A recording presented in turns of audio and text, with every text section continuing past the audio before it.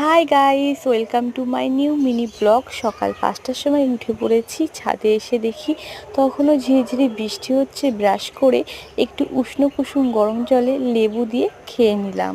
তারপর ওই 6টা নাগাদ একটু হাঁটতে বেরিয়েছি। দেখি রাস্তাঘাট একদম জল জমে গেছে।